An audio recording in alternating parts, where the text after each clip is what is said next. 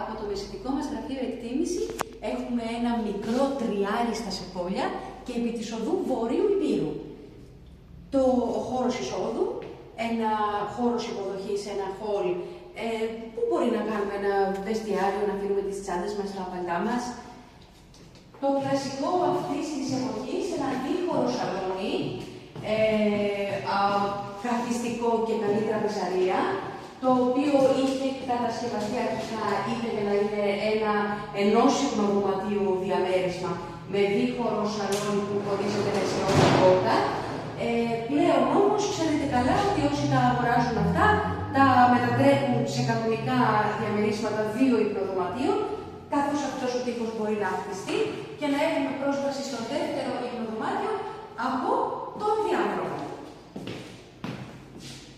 Μπροστά έχουμε ένα ωραίο μπαλκονάκι που μπορούμε να δεχτούμε γρήγορα και είναι εξοπλισμένο και με σχετικά καινούρια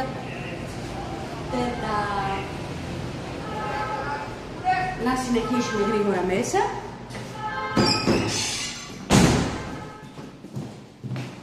Ο διάδρομος που οδηγεί στα ενδότερα και συγκεκριμένα μια κουζίνα προσφάτως ανακατασκευασμένη.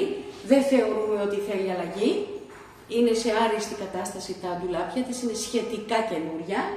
Και ένα μπάνιο επίσης ανακατασκευασμένο προ 15 ετίας. Εντάξει, θα μπορούσαμε να βάλουμε ένα νηπτήρα καλύτερο. Είναι όμως ένα μπάνιο, δεν είναι το αποκατασκευής, είναι ένα ανακαινισμένο μπάνιο. Και πάμε και στο δωμάτιο της πίσω όψης. Πάρα πολύ μεγάλο, κατάφωτο, με μπαλκονάκι πίσω για να πλώνουμε.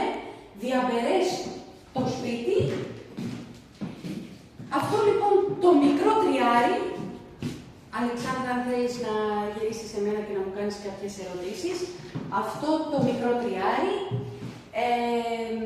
το διαθέτουμε με αρχική τιμή ζήτησης 95.000 ευρώ. Το τεχνικό του κομμάτι, η ταυτότητα κτηρίου είναι έτοιμη. Μπορεί να γίνει μια άμεση μεταβίβαση.